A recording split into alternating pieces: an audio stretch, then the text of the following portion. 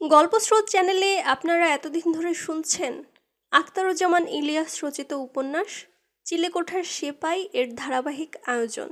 আজ শেষ পর্ব।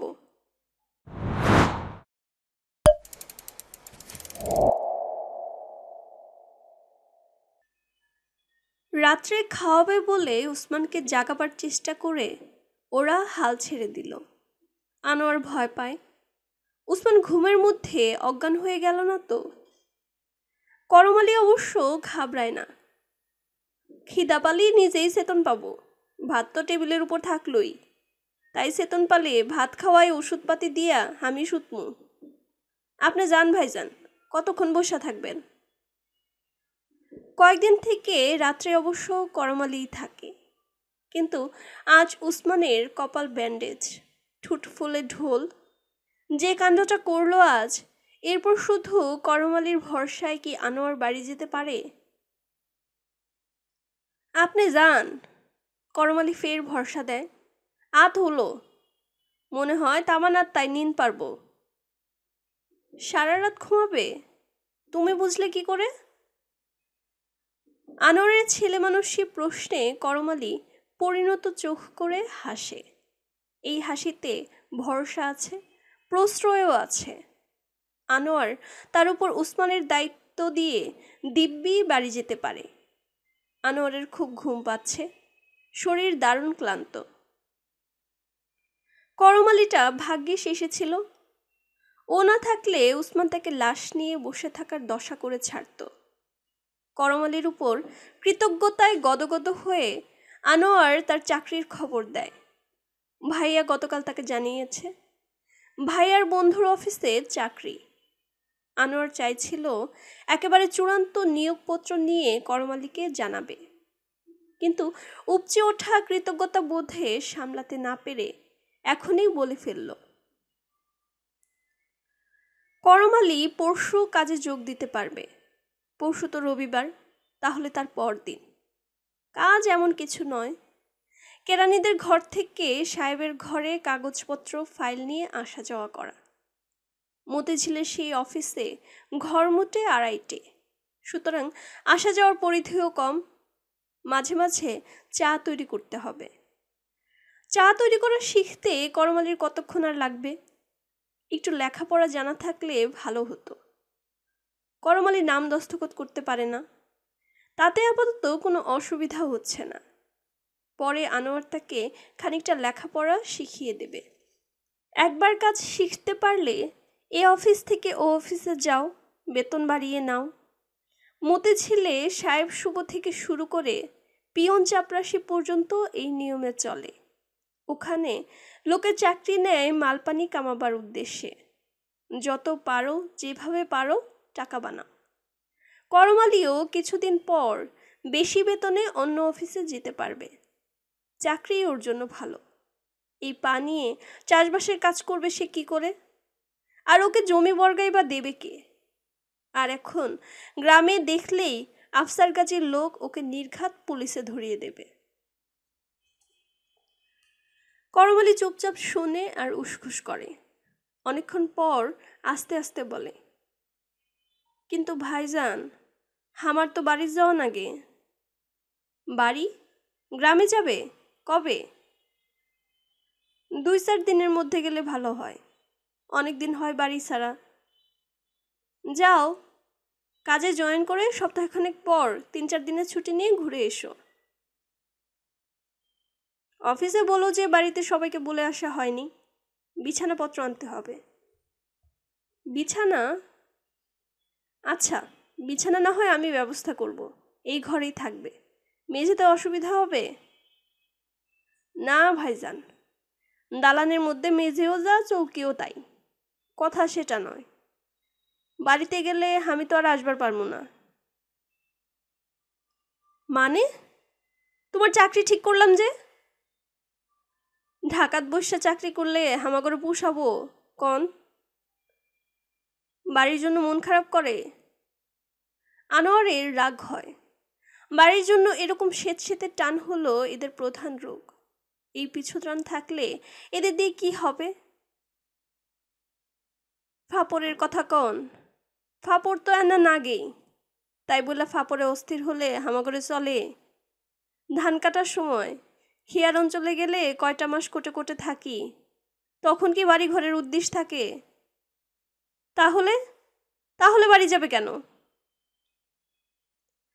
গাঁৱত যাওয়া নাগবো না ভাইজান, গাঁৱত বলে ওদিক কেয়ামত হবা নাকছে গো। গাজী করে শরীরে তেনা বাড়ি পড়ছে, বুঝলেন না? আবার শুনি ভোট নাকি হব, সরকার পার্টিও তারা, আবার অন্য পার্টিও তারা।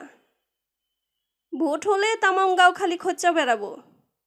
বৈরাগের ভেটার বট গাছের ডাল ভাঙা হচ্ছে, পুরানা বাসিন্দা এখন তামাম গাঁওতের মধ্যে খালি নাপ পড়বা নাকছে। তো তুমি এখন গিয়ে কি করবে? তোমাকে তো পুলিশ ধরবে, বুঝতে পারছো না কেন? আরও মেলা মানুষের নামে তো মামলা করছে, সকলের সাথে থাকলে বল পাওয়া যায়। ধরেন আমরা চাষা ফুসা মানুষ, একলাই দালানের মধ্যে বসে থাকলে ক্যামকা ঠেকে, গায়ের মধ্যে ওরা কেমত করে, বুড়া বাপটাকে মাইরাই ফেলালো নাকি? আনোয়ার চুপচাপ উসমানের উপর হওয়া ঘুমন্ত শরীরের উঠানামা দেখে। করমালি আস্তে আস্তে বলে, ভাইজান কুদ্দ করলেন? ক্রুদ্ধ না হলেও বিরক্ত তো হয়েছেই। ভাইয়াকে এত করে বলে এর চাকরির ব্যবস্থা করে দিল, লোকটা পাত্তাই দিল না। ছোট অপমান বোধটা সে চেপে রাখতে পারল না। না, রাগ করব কেন? কয়েকটা মাস পরে আমিও তোমার সঙ্গে যেতাম, গ্রামে তো আমারও কাজ আছে। করমালি করমালি উসমানের মশারি টাঙায়, ঘরে মশা গুনগুন করছে। রাস্তায় রিকশার টুংটাং আওয়াজের স্পষ্টতায় রাত বাড়ে। করমালি বলে, এই ভাইজান ভালো না হলে আপনি যান কেমন কইরা? আনোয়ার উঠে দাঁড়ায়। 12টা থেকে কারফু, এখন রওনা হলে কারফুর আগে আগে ওয়ারি পৌঁছাতে পারবে। ঠিক আছে, তুমি যাও, কালকেই যেতে পারো। উসমান সেরে উঠলে কিংবা হাসপাতালে ওর একটা ব্যবস্থা করে কয়েক মাস পর আমিও যাব। দরজা টরজা ঠিকমতো বন্ধ করা এবং উসমান জেগে উঠলে তাকে পথ্য ও ওষুধ দেওয়ার নির্দেশ দিয়ে আনোয়ার বেরিয়ে যায়। সিঁড়ির দিকের দরজায় দাঁড়িয়ে ফের করমালির দিকে মুখ করে দাঁড়ায়। ইচ্ছা হলো আর এই অসুস্থ লোকটাকে ফেলে রেখে চলে গেলাম, তা তো হয় না করমালি। হুট করে চলে গেলে কোনো কাজ হয় না ভাইজান। করমালি আনোয়ারের সঙ্গে একমত। হুট কইরা নিজের মানুষ ত্যাগ কইরা আপনি যাবেন কেমন কইরা? দেখেন না, গা সাইরা এটি থাকতে আমার কেমন উটকা উটকা ঠেকে।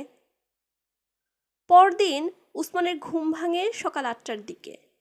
দেওয়ালে হেলান দিয়ে বসে থাকতে থাকতে করমালি মেঝেতে গড়িয়ে ঘুমিয়ে পড়েছিল। রাত্রে মাঝে মাঝে তার ঘুম ভেঙে যাচ্ছিল। চমকে চমকে উঠে দেখছিল উসমানের দিকে। না, মিহি সুরে নাক ডাকছিল উসমানের।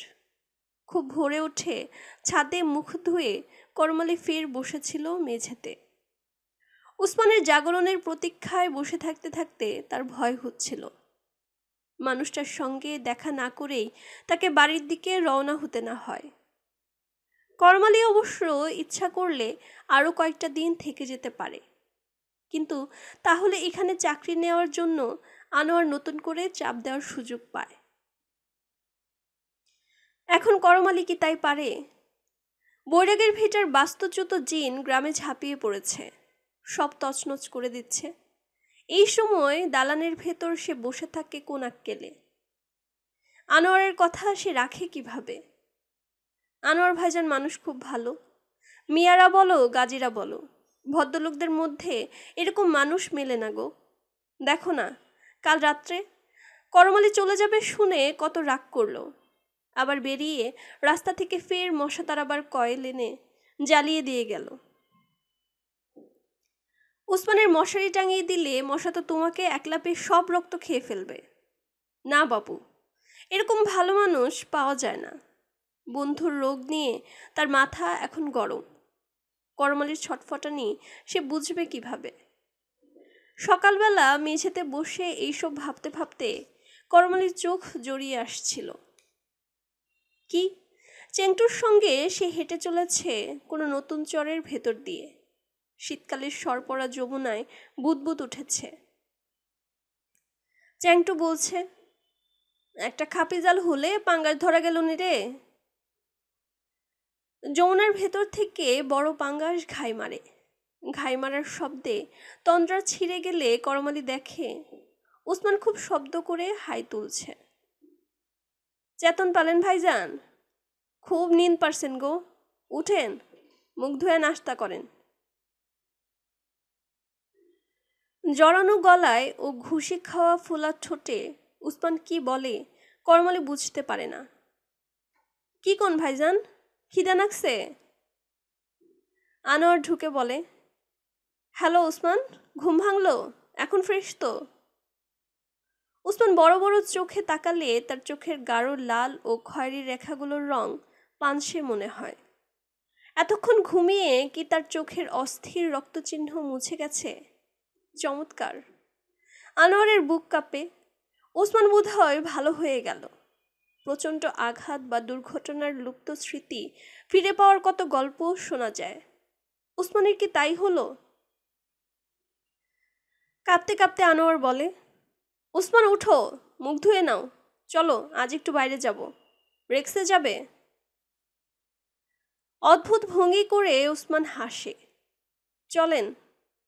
আপনার গায়ে বুলেট লেগেছে কোথায়? আনোয়ার ধপাস করে চেয়ারে বসে পড়ে। ওসমান কি তাকে চিনতেও পাচ্ছে না? তাহলে সে কি ওসমানের অপরিচিত ব্যক্তিতে পরিণত হলো? করমালি চলে যাচ্ছে। আনোয়ার তো এখন থেকে এখানেই থাকবে। যার কাছে একেবারে অপরিচিত তার সঙ্গে কাটবে কিভাবে? মুখ ধুয়ে এসে বিছানায় আসন পেতে বসে ওসমান বলে, চা খেয়ে চলেন। করমালি নিচে হোটেল থেকে নান রুটি, কলিজার ভুনা তরকারি ও চা এনে দিলে আস্তে আস্তে সব খায়। তার ঠোঁটের ফোলাটা একটু কমেছে, তবে খেতে এখনো কষ্ট হচ্ছে। এদিকে করমালির ট্রেন বেলা 12টায়। আনোয়ার তাকে তাকাতা দেয়। করমালি, তুমি যাও, গাড়িতে জায়গা না পেলে মুশকিল হবে। তাহলে চলেন ভাই। বলতে বলতে তক্তপোষ থেকে নেমে ওসমান স্যান্ডেল পায়ে দেয়। ছাদে পেচ্ছাপ করে এসে জামা গায়ে দেয়। চলেন, আমি রেডি। খিজির তো আরও সকালে বেরোতে বলে গেছে, দেরি হয়ে যাচ্ছে, চলেন। বসো, কোথায় যাবে? আনোয়ার ধমক দিলে ওসমান মিনমিন করে, রাগ করেন কেন? ঘুমিয়ে পড়েছিলাম তো, আমাকে ডাকলেন না কেন? চলেন, এখনো টাইম আছে। করমালি ফেলফেল করে সব দেখে। আনোয়ার পকেট থেকে টাকা বার করে তার হাতে দেয়। রাখো। টাকা দিলেন? করমালি ইতস্তত করলে আনোয়ার বলে, ট্রেনে টিকিট করতে হবে, রাস্তায় খাওয়া দাওয়া। আর 5টা টাকা দিলে ভালো হলো নি ভাইজান, ঢাকা থেকে যামো। বাড়ির ধরেন সোলপল গুলান আছে, বুড়া বাপ আছে, কিছু খরচ করার হাউস করছিলাম। কিছুক্ষণ চুপ করে থেকে আনোয়ার ছোট্ট করে হাসে। এই অবস্থাতেও তোমার হাউস? তোমার গ্রামে নাকি কিয়ামত শুরু হয়ে গেছে, এর মধ্যে তোমার হাউস আসে কোত্থেকে? আনোয়ারের এই বিরক্তির কোনো মানে করমালি বুঝতে পারে না। আফসার গাজী গ্রামে কিয়ামত শুরু করেছে বলে গ্রামবাসীরা কি সকাল্লাদ সব বিসর্জন দেবে? এর চেয়ে ভালো অবস্থা আবার ছিল কবে? নাও। আনোয়ার এবার 10 টাকার একটা নোট তার হাতে দিলে করমালি 5টা টাকা ফেরত দেয়। 5 টাকা হলেই হবো। বাপজানের একখানা তবন আর ভাইস্তা করে গেঞ্জি নিমু, কয়টা কলা নিমু ভাইজান। চ্যাংটুর বাপের হাতে কলা কয়টা দিলে বুড়ার বেটায় না খুশি হব। গাড়ির টিকিট তো করবো না, আর 5 টাকা হলেই হবো। আরে নিয়ে যাও, ট্রেনের টিকিট করবে না কেন? গাড়ি তুটি কত, হামা করে টিকিট করা লাগে না ভাইজান। করমালি এবার তোলে ওসমানের প্রসঙ্গ। ভাইজানের অসুখ মনে হয় বাড়তিছে, আজ দেখেন আপনাকে চিনবার পারতিছে না। অসুখ বাড়বে কেন? 18 ঘন্টা ঘুমিয়েছে, এখন একটু অন্যরকম তো লাগবেই। তুমি যাও, তোমার আবার কেনাকাটা আছে, ট্রেন ফেল করবে, যাও। তো যাই ভাইজান, যায় না হয় খবর দিমু। করম আলী দরজায় পৌঁছলে ওসমান দাঁড়ায় তার পেছনে। চলেন, তাড়াতাড়ি চলেন। সিঁড়ির ধাপে পা রেখে করম আলী ফিরে তাকায় ওসমানের দিকে। আপনি শুয়ে থাকেন ভাইজান, আল্লাহ ওয়াসালে আনোয়ার ভাইয়ের সাথে হামাগরে গাঁওতে একবার আসেন। আহ করম আলী, ফের দাঁড়াচ্ছ কেন? ওসমানের অবস্থা বুঝতে পারছো না? বলতে বলতে আনোয়ার দরাম করে দরজা বন্ধ করে দিল। ওসমানের ঘাড়ে হাত রেখে তাকে একরকম ঠেলে বসিয়ে দেয় তক্তপোষের ওপর। তারপর বন্ধ দরজায় ভেতরের দিকে কড়ায় তালা লাগাতে লাগাতে ওসমানের মিনতি শোনে। আমাকে বাইরে যেতে দিন না ভাই, খিজির ওয়েট করছে, জানেন তো মাটিতেও পা ঠেকাতে পারে না, বেচারা কতক্ষণ ঝুলবে। ওসমানের পাশে বসলে আনোয়ারের চোখে পড়ে বিছানার প্রান্তে 5 টাকার নোট। টাকাটা উড়ে যাচ্ছিল, আনোয়ার ধরে ফেলে। হ্যাঁ, করম আলীর ওই নোটটাই। করম আলী কখন যে টাকাটা রেখে দিল আনোয়ার বুঝতেই পারল না। করম আলীর বিদায়ের মুহূর্তে তার মুখের উপর দরজা বন্ধ করার আওয়াজ এতক্ষণ পর কর্কশ হয়ে বাজছে। আনোয়ার ছাদে গিয়ে রেলিংয়ে ঝুঁকে নিচে রাস্তা দেখে। করম আলীকে ডেকে এই টাকাটা দিতে পারলে ভালো হয়, সে না হয় নাদু পরামানিকের হাতে টাকাটা তুলে দিত।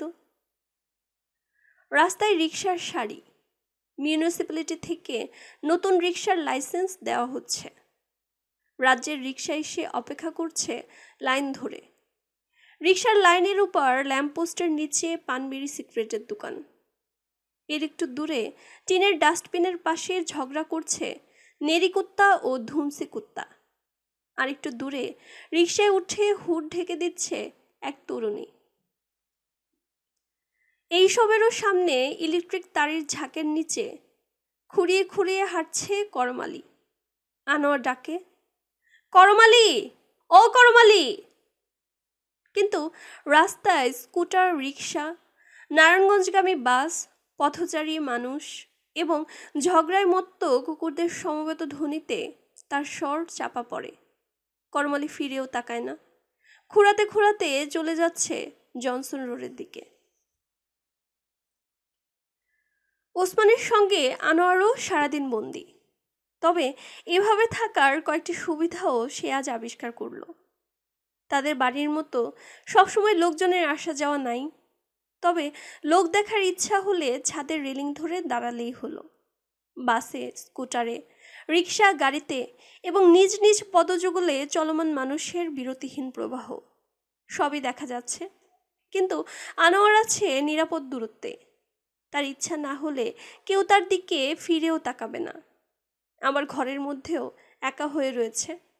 ওসমান তাকে চিনতে পারছে না বলে আনোয়ার পরিণত হয়েছে একজন যে কোনো মানুষে। ওসমানও কি একা থাকার স্বস্তি উপভোগ করে? মনে হয় না। সে তো সবসময় কারো না কারোর সঙ্গে কথা বলেই চলেছে।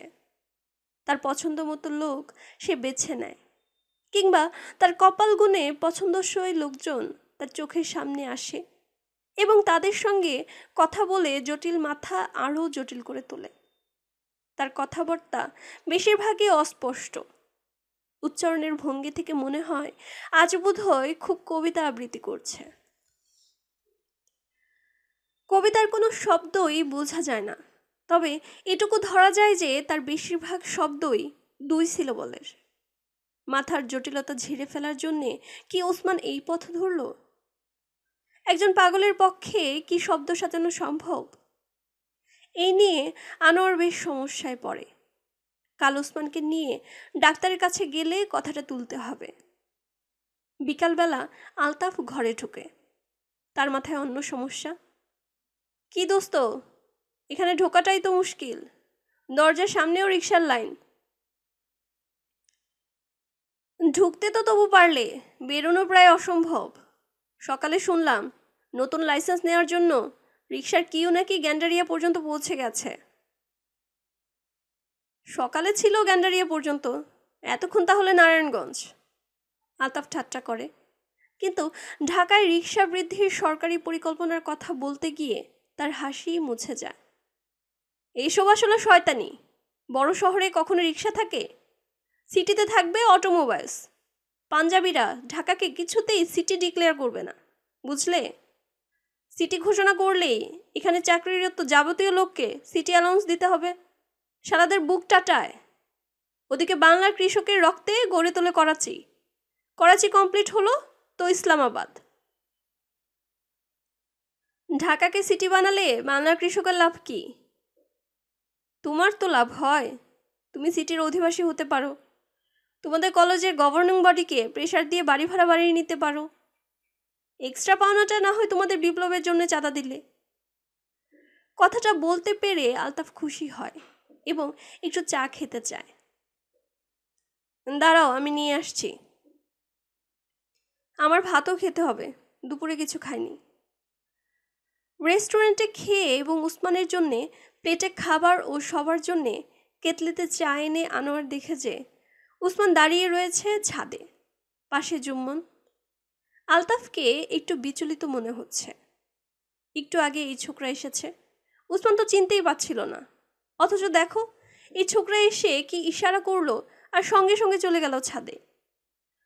উসমানের কথাবার্তা শুনে আমার কিন্তু ভয় করছে। উসমানের দাঁড়িয়ে থাকার মধ্যে ক্রমবর্ধমান উত্তেজনা ফুটে উঠেছে। আজ সারাদিন তো ভালোই কাটলো। বিড়বিড় করে নানান লোকের সঙ্গে কথা বলা ও 2 সিলেবলের অস্পষ্ট ছড়া আবৃত্তির মধ্যেই তার তৎপরতা সীমাবদ্ধ ছিল। কিন্তু এখন জুম্মনের পাশে তার দাঁড়াবার ভঙ্গিতে বিপদের সংকেত সেকেন্ডে সেকেন্ডে স্পষ্ট হচ্ছে। খিজির, আমি রেডি, জুম্মনও এসে পড়েছে, তুমি তোমার জিনিসপত্র নাও। অদৃশ্য খিজিরকে উসমান তার জিনিসপত্র দেওয়ার প্রস্তাব করতেই জুম্মন নিজের হাফ প্যান্টের পকেট থেকে স্ক্রুড্রাইভার ও প্লায়ার বার করে উপর দিকে তুলে ধরে। উসমান ধমক দেয়, আরে ওখানে ধরিস কেন, এদিক দে। কিন্তু জুম্মন ওদিকে গেলেও খিজির সেসব স্পর্শ করে না। উসমান বলে, আরে ও তো অনেক উপরে, তুই ছুতে পারবি না, আমাকে দে। জুম্মন বিনা দ্বিধায় যন্ত্রগুলো উসমানের হাতে সমর্পণ করে। অদৃশ্য ও ঝুলন্ত খিজিরের হাতে ওগুলো অর্পণ করার উদ্দেশ্যে উসমান উপরের দিকে লাফ দেয়। খিজির নিশ্চয়ই আরও উপরে আছে, কিংবা এও হতে পারে যে দুষ্টুমি করে উসমানের ছোঁয়ার বাইরে থাকার জন্য বারবার স্প্রিংয়ের মতো উপরে উঠে যাচ্ছে। আরে খিজির, কি শুরু করলে? তোমার স্ক্রুড্রাইভার, তোমার প্লাস না প্লায়ার কি বলে, এই নাও। এ কি? কিন্তু খিজির তার আয়ত্তের বাইরেই থেকে যায়। উসমানের লাফ দেওয়ার গতি ও তীব্রতা ক্রমে বাড়ে। হাই জাম্পে ওর অসাধারণ দক্ষতা দেখে আনোয়ার ও আলতাফ মুগ্ধ। তবে এই দক্ষতা আরেকটু বাড়লেই ছাদের রেলিং টপকে উসমান নির্ঘাত নিচে পড়ে যাবে। ওকে ধরার জন্য তাই দুজনেই দৌড়াতে শুরু করে। কিন্তু উসমান প্রতি পলকে জায়গা বদলাচ্ছে। তাছাড়া আরও মুশকিল আছে। পৃথিবী ও অন্যান্য গ্রহের অনুকরণে নিজের শরীরকে অক্ষ হিসাবে ব্যবহার করে উসমান ঘোরে আহ্নিক গতিতে, এবং এভাবে ঘুরতে ঘুরতে, বরং বলা যায় ঘুরপাক খেতে খেতে চক্রাকারে আবর্তিত হয় ছাদের অনেকটা জায়গা জুড়ে। এই শেষ তৎপরতাটিকে পৃথিবী ও অন্যান্য গ্রহের বার্ষিক গতির সঙ্গে তুলনা করা যায়। তবে পৃথিবী ও অন্যান্য গ্রহ উসমানের মতো উপর দিকে লাফায় কিনা তা আনোয়ার বা আলতাফের জানা নাই। এরা দুজনেই তার পিছে ঘুরছে, তার দুটো উপগ্রহের মতো তার মধ্যাকর্ষণ এলাকার মধ্যেই থাকছে, কিন্তু তাকে স্পর্শ করতে পারছে না। খিজিরের প্রতি মিনতি জানাতে উসমান কিসব বলছে, তার কথা মাঝে মাঝে ছন্দবদ্ধ। তবে এর বেশিরভাগ উচ্চারণ 2 সিলেবলের। এগুলো আদৌ কোনো শব্দ কিনা বোঝা যায় না। উসমানের দিকে ছুটছিল জুম্মনও। আলতাফ হঠাৎ করে তার ঘাড়ে হাত দিয়ে তাকে থামায়। নিজেও থেমে হাঁপায়। তোকে আসতে বললো কে? তোর ওইসব মানে খিজিরের ওই প্লায়ার আর স্ক্রুড্রাইভার দেখেই উসমানের মাথায় রক্ত চড়ে গেল। তুই চলে যা না। আনোয়ারও অভিযুক্ত করলো জুম্মনকেই, কিন্তু সে দৌড়ানো থামায়নি। আলতাফ ফের নতুন উদ্যমে দৌড়াতে শুরু করে। ওই অবস্থাতেই সে জুম্মনকে নির্দেশ দেয়, তুই জানা বাবা। মাগার আমার প্যালাস, আমার স্ক্রুড্রাইভার। জুম্মনের এই দাবির জবাব দেয় আনোয়ার, তুই তো দিয়েই দিলি, খিজিরকে দেওয়ার জন্য উসমানকে দিলি না? কই, ওই সাবে তো খিজিরের নাগাল পাইতেছে না। উসমান এইবার অনেক উপরে লাফ দিয়ে শূন্যের দিকে ছুড়ে দেয় স্ক্রুড্রাইভার ও প্লায়ার। নাও খিজির, ধরো, তোমার জিনিস ধরে ফেলো। স্ক্রুড্রাইভার পড়ে যায় ছাদের এক কোণে, কিন্তু প্লায়ারটা ছাদের রেলিং ডিঙিয়ে পড়ল নিচে। অবশ্য খিজির মাঝপথে ওটা ধরে ফেলে তো আলাদা কথা।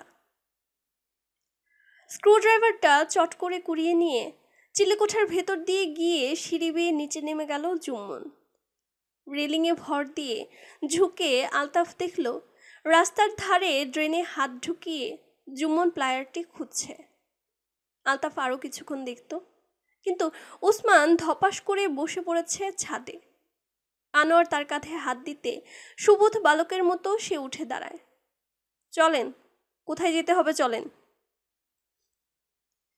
বিছানায় বসে উসমান একটু হাঁপাতে হাঁপাতে বিড়বিড় করে। তার 2 সিলেবল প্রধান শব্দের পদ্ম আবৃত্তি করে চলল। তার চোখ নিচের দিকে, মনে হয় সে যেন নামাজে বসে সূরা পড়ছে। আলতাফ আস্তে আস্তে আনোয়ারকে সাবধান করে দেয়, আনোয়ার, এর কন্ডিশন কিন্তু খুব খারাপ, হাসপাতালে দিয়ে দাও, একটা অ্যাক্সিডেন্ট হলে। দূর, আজ সারাদিন তো ভালো ছিল, অ্যাবসলিউটলি নর্মাল। জুমনকে দেখে এই কাণ্ডটা করলো, সিজন চেঞ্জ হলে ইমপ্রুভ করবে। আনোয়ার বলল বটে, কিন্তু মনে হয় পাবনাতেই যদি শেষ পর্যন্ত পাঠাতে হয়। রোগীর সঙ্গে ওরা কি কাউকে থাকতে দেয়? না, তা দেবে কেন? তখন আনোয়ার তখন কি করবে? এই যে এতদিন পর কলেজ খুলল, মার্শাল হবার পর দিনই খুলল, এখন থেকেই আবার বন্ধের পায়তারা চলছে। আবার শোনা যাচ্ছে কলেজ নাকি উঠে যাবে, কলেজের ফান্ড খুব খারাপ। তা উঠলেই কি আর থাকলেই কি? ওই কলেজে সপ্তাহে 6টা ক্লাস করা কি কোনো কাজ হলো? উসমান হাসপাতালে গেলে আনোয়ার ঢাকা থাকবে আর কি করতে? করমালিকে কথা দেওয়া হয়েছে, গ্রামে যেতে হবে। আত্মীয় স্বজনের পুরুষানুক্রমিক শয়তানির বিরুদ্ধে প্রতিরোধ গড়ে তোলা, তাদের কাছে অবাঞ্ছিত ব্যক্তিতে পরিণত হওয়া, আবার যাদের সঙ্গে কাজ করবে তাদের নিরঙ্কুশ আস্থা অর্জনে ব্যর্থ হয়েও অব্যাহত রাখা। এসব ভাবলেই অবসাদে গা এলিয়ে পড়ে। এই অবসাদ কাটাবার জন্যে ঝাঁঝালো মেজাজে আলতাফকে জিজ্ঞেস করে, তোমার খবর কি?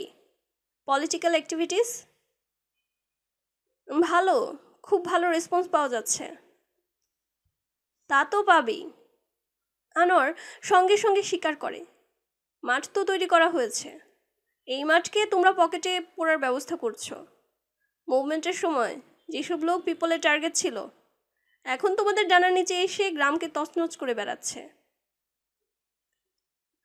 ডানা থাকলেই ডানার নিচে মানুষ আসে আনোয়ার। ন্যাশনালিজমের ডাকে নানা ধরনের লোক তো আসবেই। আমাদের নেতা এখন সকলের নেতা, সবাই তাকিয়ে আছে 32 নম্বরের বাড়িটার দিকে। কোনো কাগজে পড়লাম 32 নম্বর নাকি মার্শাল লর খবর পেয়ে বাক্সপ্যাটরা সাজিয়ে ঘরের বারান্দায় বসেছিলেন। আর্মি এলেই ওদের গাড়িতে উঠে পড়বেন। ভয়ডর জিনিসটা তার একটু কম, জীবনের অনেকগুলো বছর যা জেলে কাটলো, তার আবার ভয় কিসের? ভয়টা তো জেলের বাইরেই বেশি, বাইরের ঝড়ঝাপটা তার গায়ে লাগে না। মাঝে মাঝে বাইরে এসে ঝরে পড়া আম কুড়াবেন।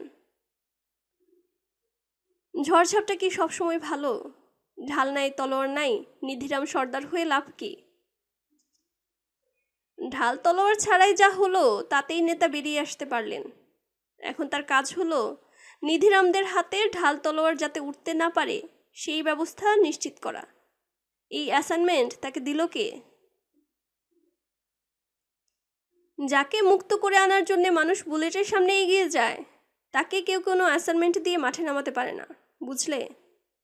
আলতাফের গলা বেশ চড়ে যাচ্ছে। তোমাদের বাড়াবাড়ির জন্য মার্শাল ল হলো। কয়েকটা দিন দেখো আমাদের নেতা। ওসমানের বিড়বিড় আবৃত্তি হঠাৎ বিকট উচ্চকণ্ঠ হয়ে উঠল। এবার তার ধ্বনিসমূহ শব্দ বলে চেনা যায়। Marshal law, yes marshal law, little little ক খ গ। বারবার বললে এর অন্তমিল স্পষ্ট হয়। সারাদিন এই কথাগুলো আনোয়ার বুঝতে পারেনি। এখন সবগুলো ধ্বনি শব্দ হয়ে ওঠার পর সে ক্লান্ত বোধ করে। আহ উসমান, থামো। উসমান ধর্ণা দেয় আলতাফের কাছে। আপনি একটু বলেন না, আপনারা আমাকে রিলিজ করে দিন, আমার কাজ আছে। উসমান, আমাকে চিনতে পারছো না? উসমানের মাথায় তার নিজের পরিচয় একেবারে ঢুকিয়ে দেওয়ার জন্যে আলতাফ হন্যে হয়ে ওঠে। আমি আলতাফ, মনে নেই? তোমার বন্ধু আলতাফ। ওসমান বিনীত ভঙ্গিতে মাথা নিচু করে। কি যে বলেন, আপনাকে চিনব না কেন? আপনারা দুজনে তো একই র্যাঙ্কের অফিসার না? কর্নেল না ব্রিগেডিয়ার না মেজর? আনোয়ার বলে, নাও আলতাফ, আর্মিতে এত বড় দুজন বাঙালি অফিসার পেলে। এখন তোমরা খুশি তো? আপনারা দরজাটা খুলে দিন না। ওসমান এই অনুরোধ করে ফের বিড়বিড় করে আবৃত্তি করে। একডুম বাগডুম ইন খেলার মাঠ, বন্ধ কপাট, ইয়েস বন্ধ কপাট। আহ, থামো না উসমান। আনোয়ারের নির্দেশ উসমান মানে না। সে আবৃত্তি করেই চলে। দুইজন কর্নেল একখানা খাট, বন্ধ কপাট, ইয়েস বন্ধ কপাট। বন্ধ কপাট, ইয়েস বন্ধ কপাট। একডুম বাগডুম ইন খোলা মাঠ, ম্যান অফ দ্য কপাট, ম্যান ইন দ্য কপাট। 2 3 4 5 6 7 8, কর্নেল জেনারেলে করল লোপাট। কপাট বন্ধ হলে কপাটি জমাট, স্টেমিটেল সিডেটিভ ঝপাট ঝপাট। ম্যান ইন দি কপাট, ইয়েস বন্ধ কপাট। দিনে দিনে উসমানের ছড়া লম্বা হয়, ঘন্টায় ঘন্টায় বাড়ে। মাঝে মাঝে কয়েকটা লাইন তার ঝরে পড়ে। পরদিন সদ্যজাত লাইনের সঙ্গে কোনোটা ফিরে আসে, কয়েকটি লুপ্ত হয় চিরকালের জন্যে। উসমান প্রায় সব সময় এইসব গুনগুন করে। কখনো কথা বাদ দিয়ে এমনই সব ভাজে, কখনো বেশ দরাজ গলায় আবৃত্তি করে, মাঝে মাঝে বিকট স্বরে চেঁচায়। তবে চেঁচানোটা কম, বিড়বিড় করে বলতেই সে ভালোবাসে। শুনতে শুনতে আনোয়ারের একরকম মুখস্থ হয়ে গেল, এমনকি নিজেও সে ছড়াটির কোনো লাইন গুনগুন করছে। শৌকত ভাই একদিন এসব শুনে কাগজে লিখে রাখতে বললেন।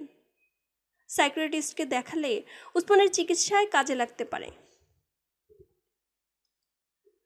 আজ বিকেলবেলা একটা ইঞ্জেকশন নেওয়ার পর থেকে উসমান একটু শান্ত। এমনকি রাত্রে মাছের ঝোল দিয়ে ভাত খেতে বসে খিজিরকে খাওয়াবার জন্য ভাতের লোকমা শূন্যে ছুড়ল না, বরং নিজে চেটেপুটে খেয়ে হাত না ধুয়ে চুপচাপ বসে রইল। আনোয়ার হাত ধুতে বললে সে স্বরচিত ছড়া খুব মিহি সুরে আবৃত্তি করতে লাগলো। উসমানের নিস্তেজ চেহারা দেখে আনোয়ার তার পাশে বসে আস্তে আস্তে জিজ্ঞেস করে, উসমান, বাড়ি যেতে ইচ্ছে করে? তোমার আব্বাকে টেলিগ্রাম করে দিই। টেলিগ্রাম করেনি, তবে চিঠি দেওয়া হয়েছে। ইন্ডিয়ার সঙ্গে যোগাযোগ করা মুশকিল। উসমানের পাসপোর্টও নাই, পাসপোর্ট পাওয়া খুব কঠিন। এর উপর উসমানকে পাসপোর্ট অফিসে হাজির করলে ওকে পাসপোর্ট তো দেবেই না, বরং বাপ কোথায় মা কোথায় এসব ধরে একটা যাতা কাণ্ড করে বসবে। আনোয়ার তবুও ফের জিজ্ঞেস করে, উসমান, বাড়ি যেতে ইচ্ছে করে? উসমানের লালচে চোখে গাঢ় লাল প্রলেপ পড়ে। গাঢ় খয়েরি মণিচূড়া দুফোঁটা মধুর মতো তরল হয়ে ছড়িয়ে পড়ে, কিন্তু মাত্র কয়েক পলকের জন্য। দেখতে দেখতে তরল মধুবিন্দু ফের জমাট বাঁধে এবং চোখের গাঢ় লাল রং হয় লালচে। জমাট বাঁধা মনে জোড়ায় এলোমেলো দৃষ্টি পুরো স্বর ফেলে। ওর চোখের এই রংবদল দেখে আনোয়ারের মায়া হয়। উসমান, উঠে এবার শুয়ে পড়ো, কেমন? কেন? বাড়ি যেতে বললেন যে? উসমান উঠে দাঁড়ায়, জানালা দিয়ে উকি দেয় ছাদে। ছাদের শূন্যতার উদ্দেশ্যে বলে, খিজির, একটু দাঁড়াও, আমি আসছি। কোথায় যাবে উসমান? আনোয়ারকেও উঠে দাঁড়াতে হয়। এখন ঘুমাও। খিজির, আমি রেডি বলে উসমান মিষ্টি হেসে মাথা নোয়ায় আনোয়ারের দিকে। আচ্ছা, আসি। সিঁড়ির দিকে যেতে যেতে সে অনুরোধ করে, ছিটকিনিটা খুলে দিন। উসমানের অবধারিত বিস্ফোরণ ঠেকাবার জন্য আনোয়ার চট করে ওই দরজার কাছে চলে যায় এবং উসমানের প্রতি তার ব্যবহার বদলাতে বাধ্য হয়। উসমান, গোলমাল করো না, বিছানায় শুয়ে পড়ো। এই ধমকে উসমান এই লোকটার উপর তার স্বল্পস্থায়ী আস্থা সম্পূর্ণ হারিয়ে ফেলে এবং খিজির, একটু দাঁড়াও বলতে বলতে তার এঁটো হাতে ছিটকিনি খোলার উদ্যোগ নেয়। সঙ্গে সঙ্গে আনোয়ারের ডান হাত চলে যায় দরজার ছিটকিনিতে। বাঁ হাত দিয়ে ওসমান আনোয়ারের ডান হাতের উপর খুব জোরে ঘুষি মারে, এতটাই জোরে যে তার বেগে আনোয়ারের হাতটা নিচে নেমে আসে। এই সুযোগে ওসমান ছিটকিনি খুলে ফেলে, কিন্তু আনোয়ার তার সমস্ত শরীর দিয়ে আটকে রেখেছে গোটা দরজা, তাই দরজা খুলতে পারে না।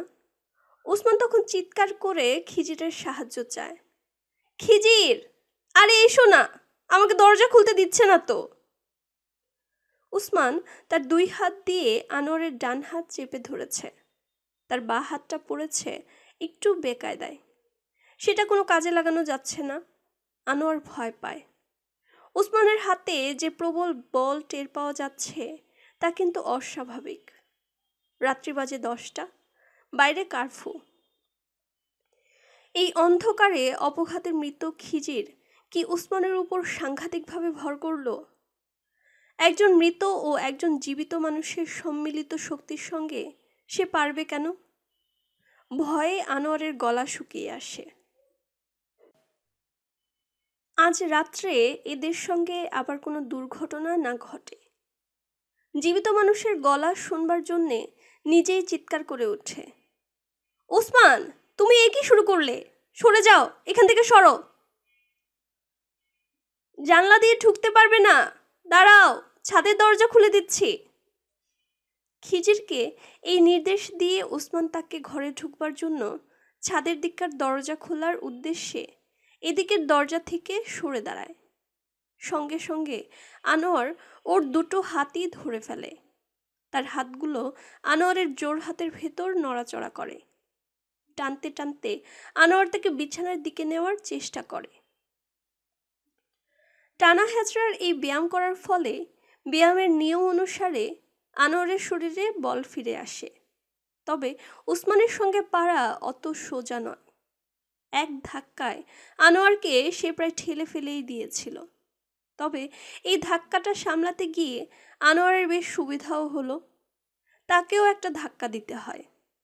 অতর্কিত ও অপ্রত্যাশিত এই ধাক্কায় ওসমান ছিটকে পড়ে বিছানার ঠিক মাঝখানে।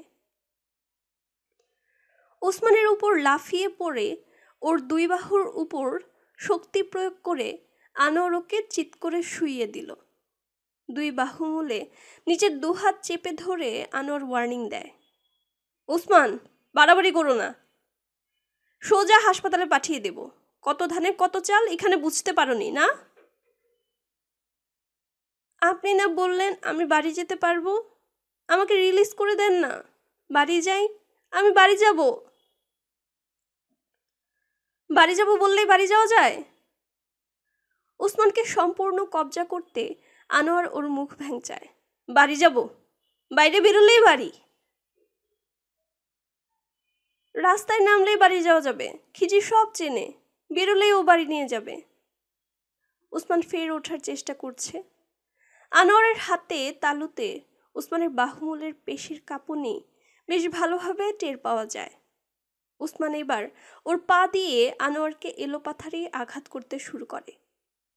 বুদ্ধি করে আনোয়ার তখন লাফ দিয়ে উঠে বসে উসমানের পেটের উপর। আবার তার দুই বাহুর উপর থেকেও আনোয়ার হাত কিন্তু সরায়নি। তাকে একটু উপর হয়ে থাকতে হচ্ছে। এমন উপর হয়ে রাত্রি কাটাতে হলে বিপদ। তার মুখে লাগছে উসমানের ফোঁস নিঃশ্বাসের বাতাস। এত গরম যে আনোয়ারের কপাল, চিবুক ও নাকের ডগায় ঘাম জমে গেল। আনোয়ার এখন কি করতে পারে? তাকে সিদ্ধান্তও নিতে হলো না, কারণ উসমান হঠাৎ করে খুব জোরে থুথু ছুঁড়ে দিল আনোয়ারের মুখে। সদ্য ভাত খাওয়া মুখের লালা তার কপালে, চোখে, নাকে, ঠোঁটে, গালে ও চিবুকে। সারা গা ঘিনঘিন করে। আঠালো থুথু তার চোখের সামনে লম্বা পর্দার মতো ঝুলে। পর্দা জুড়ে বসে রাত জেগে পড়াশোনা করে আনোয়ার। আয়ে পরীক্ষার পড়া করতে হচ্ছে। আবুলের মা ঢুকে চায়ের ফ্লাস্ক হাতে। টেবিলে ফ্লাস্ক রেখে আবুলের মা বলে, আম্মাই কইছে বেশি রাইত করেন না, শরীর খারাপ করব। আবুলের মায়ের ঘষা ঘষা কণ্ঠস্বরে তার 17 বছর বয়সের কান খসখস করে। শরীর হঠাৎ বলকাতে থাকে এবং চেয়ার থেকে উঠে দাঁড়িয়ে কাজের মেয়েটিকে সে জড়িয়ে ধরে। আবুলের মা খুব চমকে গিয়েছিল। আরে ছাড়েন, ছাড়েন, আহ কি করতেছেন, ছাড়েন। তার এই আবেদন অগ্রাহ্য করে তাকে ঠেলে ঠেলে খাটের কাছে এনে এমনই করে শুইয়ে দিয়েছিল। মেয়ে মানুষ হলে কি হয়, তার বাহু উসমানের বাহুর চেয়ে নরম নয়, বরং আরো রোগা, আরো কঠিন। কোনোভাবে হ্যাচকা টানে তাকে শুইয়ে আনোয়ার তার উপর শোবার চেষ্টা করছে। একসময় মেয়েটি তার মুখে থুথু ছুঁড়ে ফেলল। তারও ছিল এমনই সদ্য ভাত খাওয়া মুখের আঠালো থুথু। আনোয়ার লাফিয়ে নেমে দাঁড়িয়েছিল মেঝেতে। 10 বছর আগেকার এই ঘটনায় সে এখন দারুণভাবে অপমানিত বোধ করছে। ওসমান কিন্তু থুতু ছোড়া অব্যাহত রেখেছে। মাঝে মাঝে বিড়বিড় করছে, শালা কর্নেলের বাচ্চা, কথা দিয়ে কথা রাখলি না। এবার কিন্তু আনোয়ার ওসমানের পেট থেকে লাফিয়ে নামল না, বরং আরেকটু চেপে বসে ওসমানের ডান গালে প্রথমে এবং পরে বা গালে ঠাস ঠাস করে অন্তত 7-8টা চড় মারল। নাকের উপর লাগালো বেশ সলিড ওজনের একটা ঘুষি। ওসমান এতেই নেতিয়ে পড়েছিল। আনোয়ার তার উপর টেবিল থেকে কড়া ডোজের 3টে সিডেটিভ ট্যাবলেট জোর করে ঢুকিয়ে দিল তার মুখের ভেতর। ওসমান অবশ্য ট্যাবলেটগুলো থুতুর মতো ছুঁড়ে দিতে চাইলেও পারল না। সেগুলো আটকে রইল তার ঠোঁট ও দাঁতের ফাঁকে। ওসমান নিস্তেজ হয়ে পড়লে আনোয়ার বসে থাকে তক্তপোষের ধার ঘেঁষে। ধস্তাধস্তির পর তার শরীর ভেঙে পড়েছে। একটু শোবার জন্য শরীর কাঙাল হয়ে ওঠে, কিন্তু এখন শোয়া মানে ঘুম। ঘুমিয়ে পড়াটা নিরাপদ নয়। ওসমান যদি উঠে পড়ে, উঠে যদি ছাদে চলে যায়। ছাদের দিকের দরজা ভেতর থেকে তালা লাগানো। সিঁড়ির দিকের দরজায় বাইরের একটি কড়ায় তালা ঝুলছে। আনোয়ার উঠে সেই তালা খুলে লাগালো ভেতর দিকে শিকলের সঙ্গে। সিঁড়ির নিচে রাস্তার সঙ্গে যে দরজা, সেখানে তালা আছে কিনা আনোয়ারের জানা নাই। দরকারটা কি? এই ঘরের তালা ওসমান যদি খুলতে যায়, তাকে সামলানো হবে তখনই। তবে আনোয়ারের বড্ড ঘুম পাচ্ছে। চা খেলে হতো। টেবিলে আবুলের মায়ের রেখে যাওয়া ফ্লাস্ক খুঁজতে গিয়ে সে চমকে ওঠে। আরে, সে কি আজকের ঘটনা? সে কি এখানে? নিচে থেকে চা খেয়ে এলে হয়, কিন্তু কারফুর রাতে তার জন্যে দোকান খুলে রেখেছে কে? ওসমানের ঘুমিয়ে পড়ার নিঃশ্বাসে আনোয়ারের চোখ আরও ঢুলে ঢুলে আসে। ওসমানের পাশে সরু জায়গাটায় শুতে শুতে ভাবে একটু গড়িয়ে নিলে ফ্রেশ লাগবে।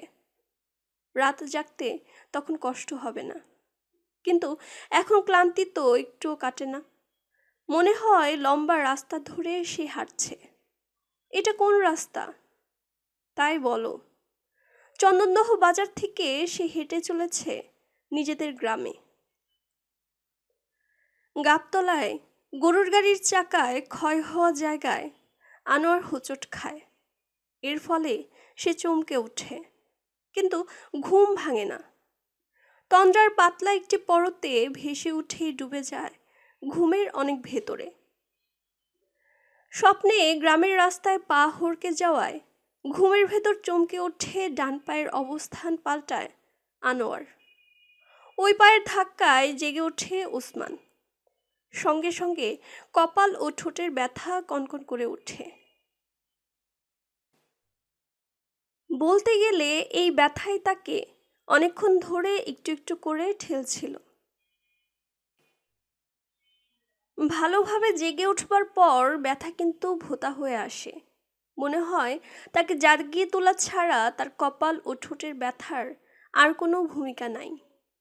শরীর জুড়ে অবসাদ। অনেকক্ষণ ঘুমাবার পর এই অবসাদ থাকে, তবে এটা কাটানো এমন কিছু কঠিন নয়। গায়ে হাতে পায়ে বল সঞ্চারের জন্য চোখ বন্ধ করে ওসমান একাগ্রচিত্ত হলো। ফলে অনেক দূর পর্যন্ত দেখতে পাচ্ছে। ছাদের রেলিং টপকে ওসমান পড়ে যাচ্ছে নিচে। ঠোঁটে ও কপালে চোট লাগলো কি তখনই। তার পরনে হাওয়াই শার্ট, শার্টের পকেটে এমব্রয়ডারি করা প্যাগোডা। আর কিছু স্পষ্ট নয়। ছাদ থেকে ওই অতর্কিত পতনের পর সে চলে যায় অনেক নিচে। সেখানে কালো পানির অগাধ গভীর বিল।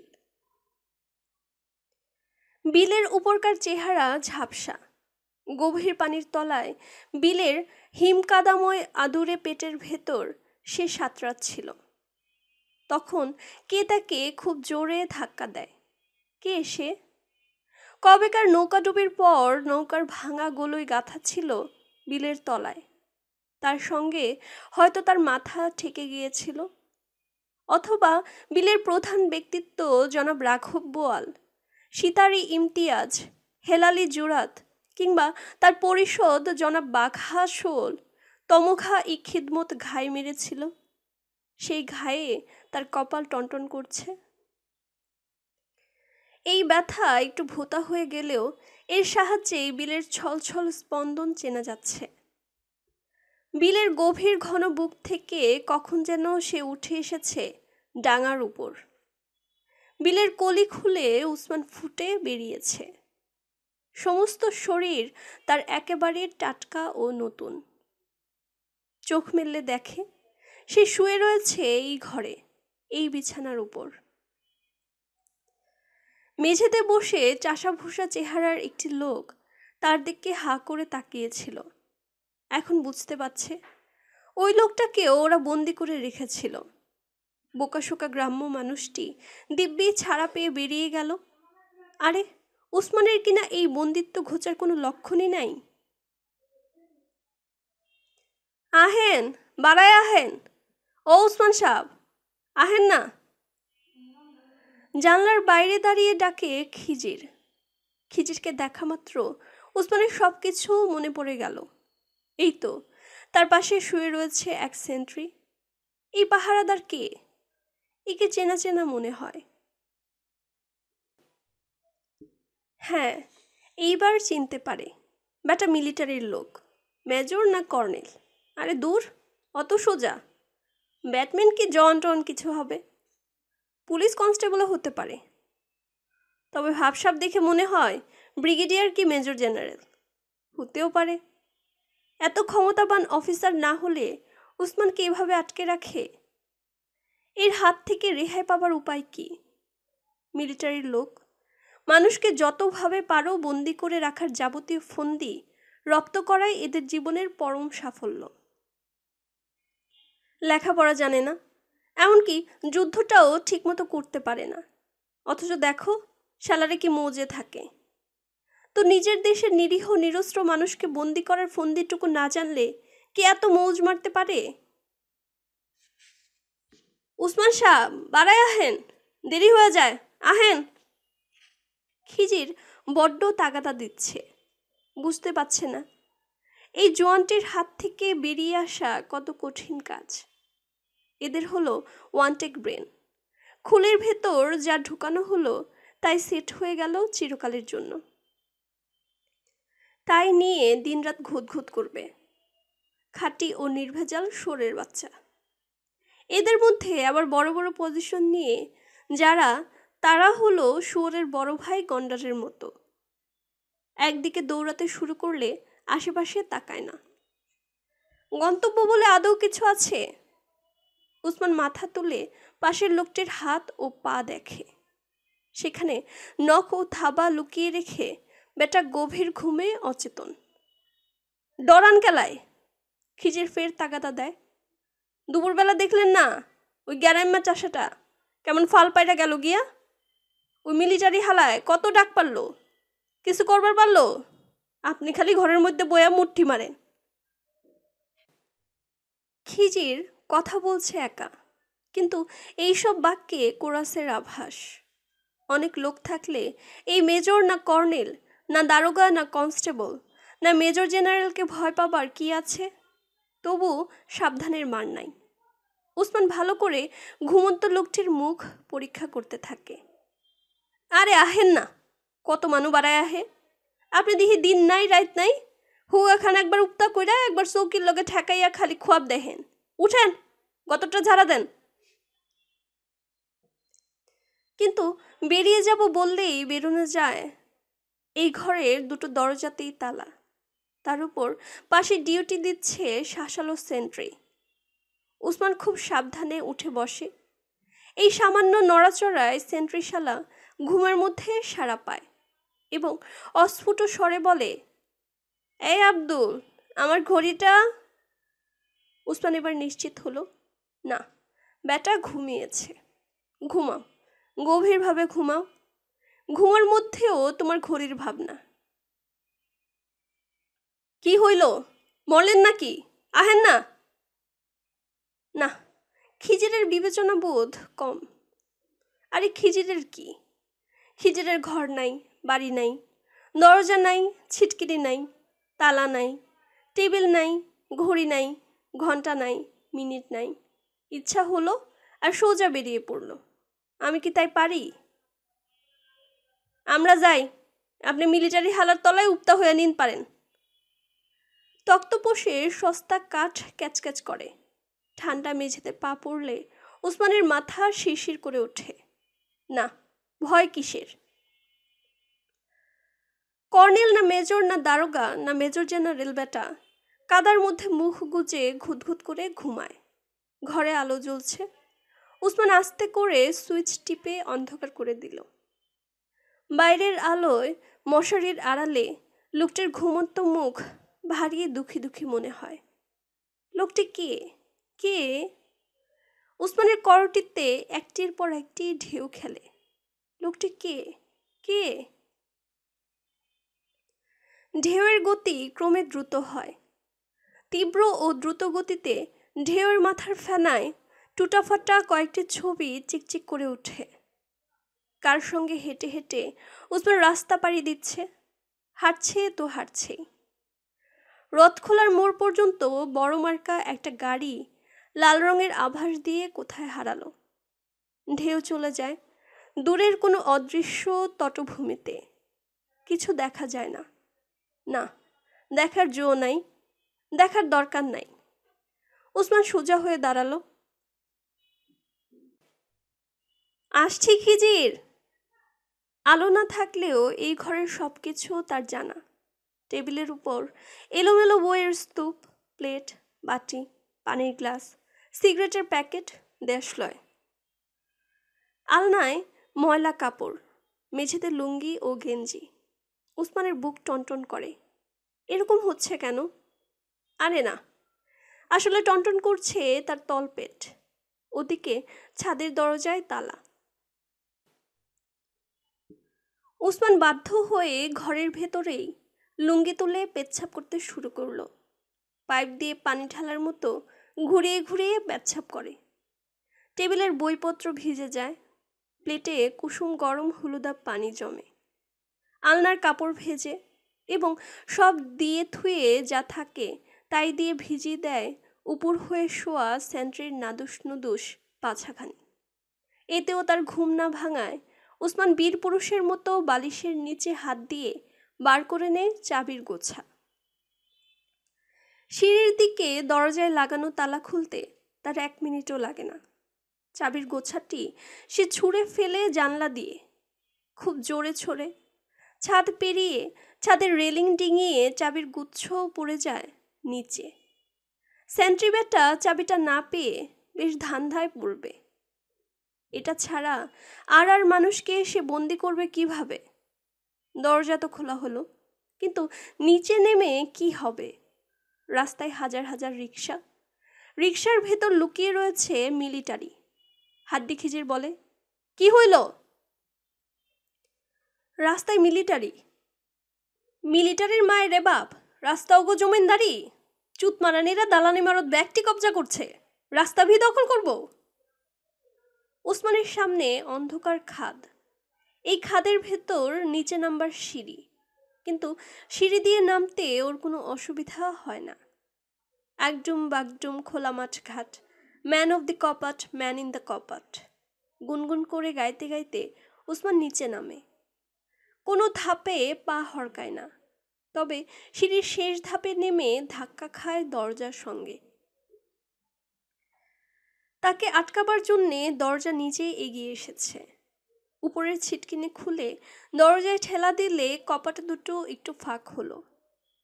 বাইরের আলো চিকন রেখার উপর চড়ে ভেতরে ঢুকে সিঁড়ির প্রথম কয়েকটি ধাপ পর্যন্ত ময়লা হলুদ করে তোলে। দরজায় আরেকবার ধাক্কা দিয়ে ওসমান বুঝতে পারে আলোর রেখা আর চওড়া হবে না। দরজায় তালা লাগানো, কপাট জোড়ার ফাঁক ওই কয়েক ইঞ্চির বেশি বাড়ানো যাবে না। তাহলে এখন কি তবে ফিরে যেতে হবে ওই কামরায়?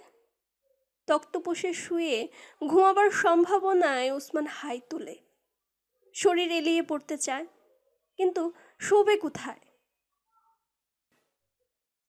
যেখানে শোবে একটু আগেই তো সেখানটায় পেচ্ছাপ করে এলো। তাহলে কি হইল? নিচে আয়া খাড়ায়া থাকেন। দরজা বন্ধ, তালা লাগানো, চাবি কার কাছে তুমি জানো? চাবির গুল্লি মারেন, বাইর হন। কোন দিক দিয়ে বেরোবো? মুসিবত। আরে মিয়া, আপনি আছেন ঘরের মধ্যে, তালাভি ঘরের মধ্যে দরজার লগে, কেমনে বাড়াইবেন ঠিক পান না? হাই রে মরদ। কপাট কপাট ইয়েস বন্ধ কপাট, আগডুম বাগডুম ঘোড়াডুম মাঠ। দোয়া পড়ার মতো বিড়বিড় করতে করতে উসমান সমস্ত শক্তি দিয়ে দরজায় ধাক্কা দিল। তারপর 2 3 4 5 6 7 8 কর্নেলে জেনারেলে করল লোপাট বলে গুনে গুনে 8 বার ধাক্কা দিলে দরজায় বিকট আওয়াজ হয়, কিন্তু দরজায় ফাঁক যেমন ছিল তেমনই থাকে। আইলেন? তালা ভাঙা যাচ্ছে না। ভিতরে খাড়ায় তালা ভাঙবার পারেন না? মরদ হয়ে পয়দা হয়েছিলেন তো? হিজড়াগো লগে লয় আমাগো কাম নাই, আমরা যাই গিয়া। খিজির সত্যি সত্যি রওনা হলে ওসমান একটু বিচলিত হয়। না, তাড়াতাড়ি করা দরকার। সিঁড়ির কয়েকটা ধাপ উঠে ফের দৌড়ে নেমে দরজার গায়ে সে প্রবল বেগে লাথি লাগায়। এরকম 1 বার 2 বার ও 3 বার তার জোড়া পায়ের লাথি খেয়ে তালার কড়া খুলে গেল। কপাট জোড়া হা হয়ে ভয় পাওয়া কোনো ভিখারি এবং তার ছায়ার মতো একটু একটু কাঁপে। ওসমানের এইসব তৎপরতা আনোয়ারের কানে নিশ্চয়ই ধাক্কা দিচ্ছিল, কিন্তু সে তখন আমূল ঘুমে বিদ্ধ। ওসমান উঠে গেলে তার ঘুম ভাঙেনি, বরং হাঁটু জোড়ার ভেতর ভাঁজ করে রাখা হাত দুটো ছড়িয়ে সে শুয়েছে আরাম করে। রোগা ও পুরনো তক্তপোষে 4 কোনা মশারির ভেতর পাতলা কাঁথার নিচে মাঝারি সাইজের ফর্সা তনুখানি পরিপাটি করে বিছিয়ে ঘুমে ঘুমে আনোয়ার তলিয়ে গেছে অনেক ভেতরে। নিরিবিলি এই ঘর তার নিঃশ্বাসে প্রশ্বাসে নিভৃত হয়। ওসমান সুইচ অফ করে যাওয়ার পর পাতলা অন্ধকার একটি কাঁথা হয়ে তার চোখ মুখ ঢেকে দিয়েছে। উপরে এই অন্ধকার একটু পাতলা, কিন্তু তার চোখের ভেতরকার অন্ধকারকে এটা বেশ ঘন করে তোলে। অন্ধকার ক্রমে পুরুষ্টও হয়। অন্ধকারে পড়ে অন্ধকারের ছায়া এবং ছায়া অন্ধকার ঘনিয়ে আসে বৈরাগী ভিটায়। চ্যাংটুকে খুঁজতে গিয়ে সেখানে দেখা মেলে জালাল মাস্টারের। বটগাছের পুরো শিকড়ে বসে জালালউদ্দিন বৈরাগীর ভিটার নতুন মহিমা কীর্তন করে। এতদ অঞ্চলের ব্যামাক মানুষ, আবাল বৃদ্ধ বনিতা এই বটবৃক্ষের তলা দিয়ে যাতায়াত করে। হাটবাজার যাবার পথ এখন কত সংক্ষিপ্ত হচ্ছে আন্দাজ করবার পারো? আগে দুপুর বেলাতেও এদিকে আসতে মানুষ আতঙ্কিত হয়েছে, আর এখন? জালালউদ্দিন উৎসাহ ও উত্তেজনায় নড়ে চড়ে বসে।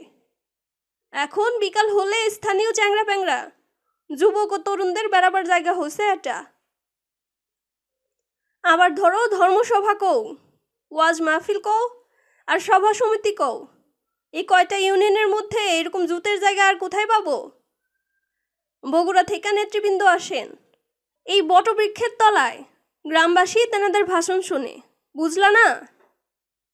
আনোয়ার বুঝে বই কি, কত মানুষের সঙ্গে বসে সে নিজেও বক্তৃতা শুনছে। জাতীয় পর্যায়ের কোনো এক নেতার জ্বালাময়ী বক্তৃতা শুনতে শুনতে ঝিমায়। বাতাস বইলে বক্তৃতার সঙ্গে সঙ্গত করে বাজতে থাকা বটপাতার মর্মর ধ্বনিতে তার বড় ঘুম পায়।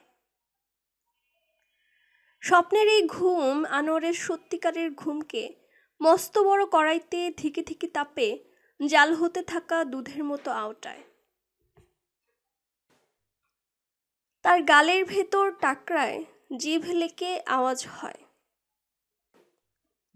আনোয়ার তাড়িয়ে তাড়িয়ে সুস্বাদু ঘুম পাড়ে। আওটানো ঘুমে স্বর পড়ে, ঘুমে ঘুমে স্বর পুরু হয়। বাইরের যাবতীয় শব্দ, গন্ধ ও রং সেই ঘরের উপর আটকে থাকে, আনোয়ারকে ছুঁতেও পারে না। তার জোড়া পায়ের লাথিতে তালা ভেঙে দরজা খুলে গেলে ওসমান রাস্তায় পড়ে গিয়েছিল চিৎপটাং হয়ে। ডান পায়ের পাতা তার ঢুকে যায় রাস্তার পাশে রাখা রিকশার স্পোকের ফাঁকে। তার পায়ের জায়গা সংকুলানের জন্য বেশ কয়েকটা স্পোককে ভেঙে যেতে হয়, বা পায়ের হাঁটুর নিচের দিকটা পড়ে টুকরা কাচের উপর। ভাঙাচোরা খোয়াও ছিল সেখানে। হাঁটুর নিচে তার থেতলে গেছে। উসমানের মাথা পড়েছিল নালার ঠিক কিনারে। লম্বা লম্বা চুলে নালার ময়লা ঠিক ঠিক করে। মাথার চাঁদি দিয়ে রক্ত বেরোচ্ছিল। তবে উসমান বেশিক্ষণ ওই অবস্থায় থাকতে পারেনি। খিজিরের ধমকে লাফ দিয়ে উঠে দেখে তার সামনে ও উপরে, পাশে ও পেছনে ল্যাম্পপোস্টের বাল্বের আলো ডিমের কুসুমের মতো ঘন। এর সঙ্গে মিশেছে হলুদ জ্যোৎস্না। এই মিশ্রিত আলো মলমের মতো উসমানের গা জুড়িয়ে দেয়। তার সামনে খিজির। খিজির দাঁড়াও বলে উসমান পা বাড়ায়। সে চলছিল রাস্তার ডান দিক দিয়ে, কিন্তু এদিকে লাইসেন্স প্রার্থী রিকশার সারি। তাকে তাই চলতে হয় রাস্তার মাঝখান দিয়ে। কিন্তু খিজিরের গতি বড় দ্রুত। উসমান তাই পা চালায় একটু জোরে। কুয়াশার নিচে ল্যাম্পপোস্টে ঢুলো ঢুলো বাল্বগুলো মানুষের পদার্পণে চমকে জ্বলে ওঠে। এইসব বাল্বের কম্পন ও হালকা কুয়াশার ধীর গতিতে রাত্রি গড়ায়। হাওয়ায় হাওয়ায় রাত্রির জমাট বাঁধা কালো শরীর রং বদলায়। আকাশ তাই এই কালো, এই কালচে নীল, এই গোলাপি কালো, এই গোলাপি নীল, আবার দেখতে দেখতে নীলচে নীল। রাত্রিকালের শরীর একটু ভিজে। উসমানের শীত করছিল। পায়ের গতি বাড়াবার সঙ্গে সঙ্গে শীত ভাবটা কেটে যায়। ডান দিকে ও বাদিকে গলি উপগলি সব ফাঁকা, কিন্তু রাস্তায় মানুষ না থাকলে কি হবে? আশেপাশের বাড়িঘরের মানুষের নিঃশ্বাসে প্রশ্বাসে গলি উপগলি ফেপে ওঠে গোটা সুভাষ বোস এভিনিউকে ঠেলে নিয়ে যাচ্ছে জনসন রোডের মোহনায়। না, হাঁটার জন্যে উসমানকে তেমন কোনো উদ্যম নিতে হয় না। রাস্তার স্রোতে তার পাজোড়া ঢেউয়ের মতো এগিয়ে চলেছে। মুশকিল এই খিজির আলীকে নিয়ে। লোকটা বারবার অদৃশ্য হয়ে যাচ্ছে। উসমান এক একবারে হাঁক দেয়, খিজির! দূর থেকে জবাব আসে, আহেন! একবার মনে হলো সে খুব কাছে চলে এসেছে। একটু জলদি করেন উসমান সাহেব, পাও দুইখান মনে লো স্ক্রু মাইরে রাস্তার লগে ফিট করে দিচ্ছেন। তা উসমান তো প্রায় দৌড়েই চলেছে। খিজিরের সঙ্গে পাল্লা দেওয়া কি সোজা কথা? খিজির চলে পানির মধ্যে মাছের মতো। দেখো তো, এই লোকটির সঙ্গ নেওয়ার জন্য ছুটতে হয় উসমানকে। মিউনিসিপ্যালিটি অফিসের সামনে গোলাচি গাছের রোগা একটি ডালের মোটা ছায়া পড়েছে ডাস্টবিনের ওপর। তার পাশে কুণ্ডলি পাকিয়ে শোয়া কুকুরটা তাকে দেখে ঘেউ ঘেউ করে। তার ঘেউ ঘেউতে সাড়া দেয় কলতাবাজারের মাথায় যে পানির ট্যাঙ্ক, সেখানকার ৩-৪টে কুকুর। মধ্যরাত্রে পেট্রোপোলিসের সতর্ক বাঁশির জবাবে যেমন বাঁশি বাজায় দূরের পুলিশ, এই এলাকার কুকুরগুলো তেমনি একটার পর একটা ঘেউ ঘেউ করে চলেছে। হাঁটার গতি কমিয়ে উসমান ধমক দেয়, চুপ কর কুত্তার বাচ্চা! খিজির কোত্থেকে হেসে ওঠে, আহেন, ওগুলো কিছু করবো না। ডাফরিন হোস্টেলের বাস্তু ছুচোটি ঘরে ফিরছিল ফুটপাথের ধার ঘেঁষে। উসমানকে দেখে কিংবা তার পায়ের আওয়াজে সে চিচি করে ওঠে। সারি সারি রিকশার পাশ দিয়ে হেঁটে যাচ্ছিল কালো সাদা বিড়াল। সে একটু থমকে দাঁড়ালো, তারপর রাস্তা ক্রস করে গিয়ে দাঁড়িয়ে রইল সেন্ট ফ্রান্সিস স্কুলের গেটের সামনে। টাইনা আহেন! ফের খিজিরের গলা। এইবার উসমান তাকে একেবারে সামনাসামনি পায়। খিজির ঝুলছে ইলেকট্রিক তারের সঙ্গে। তারে ঝুলতে ঝুলতে লোকটা আবার কোথায় চলে গেল?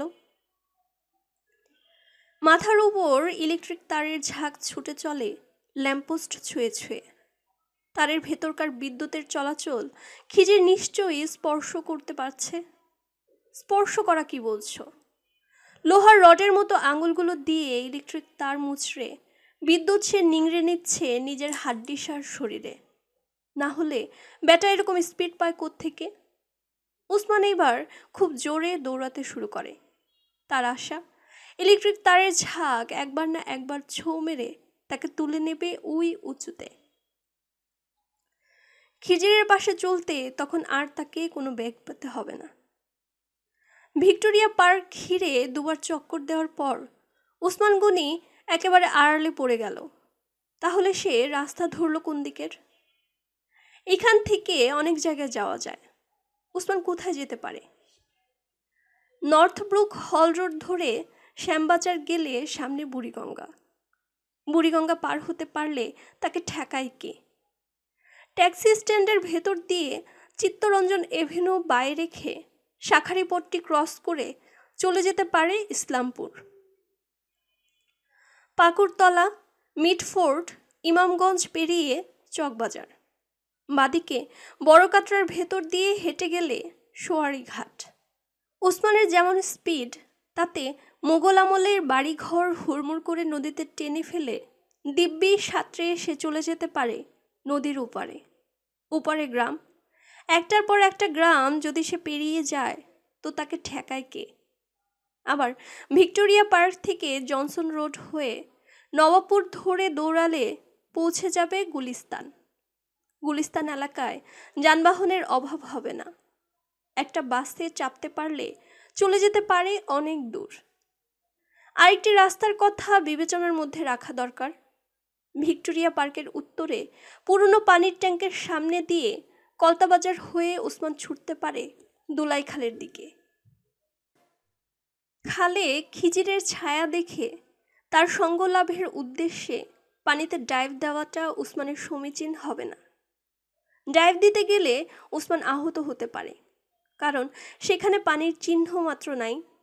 খাল বুঝে রাস্তা তৈরি হচ্ছে।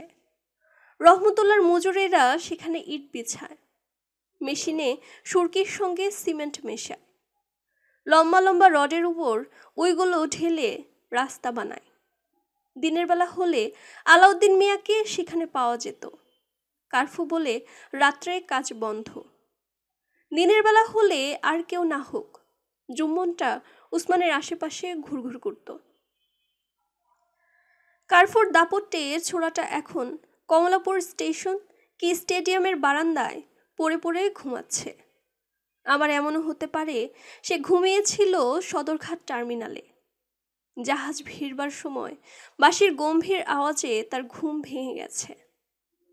জোড়াহাটুর মাঝখানে গুজে রাখা প্লায়ার স্ক্রুড্রাইভার খুঁজে না পেয়ে জুম্মন এদিক ওদিক দেখছে। আচ্ছা, খিজির কি তার প্লায়ার ও স্ক্রুড্রাইভারের জন্য জুম্মনকে রাস্তায় খুঁজে বেড়াচ্ছে? না, রাস্তায় লোক থাকবে কেন? রেডিও, টেলিভিশন, সংবাদপত্র ও সরকারি গাড়ি থেকে মাইকে প্রচারিত বিধি অনুসারে কারফিউ বলবৎ থাকাকালে রাস্তায় কাউকে দেখামাত্র গুলি করা হবে। এই প্রসঙ্গে কারফিউ প্রয়োগকারী সংস্থার খাকি পোশাকধারী সশস্ত্র সদস্যদের কথা মনে করা যায়। একটিমাত্র বুলেট খরচ করে উসমানের গতি তারা চিরকালের জন্য বন্ধ করে দিতে পারে। তবে জানের ভয়ডর তাদের কম নয়। মানুষের বাধ্যতামূলক গৃহবাস সম্বন্ধে নিশ্চিত হয়ে লেজ গুটিয়ে তারা মাথা গুজে দিয়েছে তাদের অস্ত্রসজ্জিত ছাউনির নিরাপদ গহ্বরে। দোলাইখালের উপর নির্মীয়মান রাস্তা ধরে উসমান এতক্ষণে হয়তো চলে গেছে বংশাল, নাজিরাবাজারের দিকে। বুঝে ফেলা ধুলাইখালের বহুকাল আগেকার দাঁড় টানার তালে তালে পা ফেলে সে বোধহয় ঢুকে পড়েছে এই খালের ধারের কোনো বস্তিতে। এমনও হতে পারে যে খিজিরের পেছনে দৌড়াতে দৌড়াতে উসমান ঢু মেরে চলেছে বস্তির ঘরে ঘরে। জুম্মনকে হয়তো খিজির সঙ্গে নিতে চায়। বস্তি এলাকায় টায়ার ও ন্যাকড়া পোড়া লোমশ ধোয়ার ভেতর ঝুলতে ঝুলতে খিজির জুম্মনকে খুঁজতেও তো পারে। তা খিজিরের পক্ষে সেটা এমন কিছু নয়, কিন্তু জলজন্ত একটা শরীর নিয়ে উসমানের তো হাঁটা ছাড়া আর গতি নাই। গ্রহ নক্ষত্রের ফোকাসে গোলাপি নীল, নীলচে নীল, গোলাপি সাদা এবং নীলচে সাদা আকাশের নিচে এবং পানিকাদা কফথুথু ঘুমোতের উপর পা টানতে টানতে উসমানের চেহারায় নতুন ধরনের দাগ পড়ছে। এখন খাকি বলো, কালো বলো, সবুজ বলো, সাদা বলো, কারো সাধ্যি নাই যে তাকে সেই উসমান গনি বলে শনাক্ত করে। ধন্যবাদ সকলকে এতক্ষণ সাথে থাকার জন্য। গল্প ভালো লাগলে লাইক, কমেন্ট করে আপনাদের মতামত জানাতে ভুলবেন না।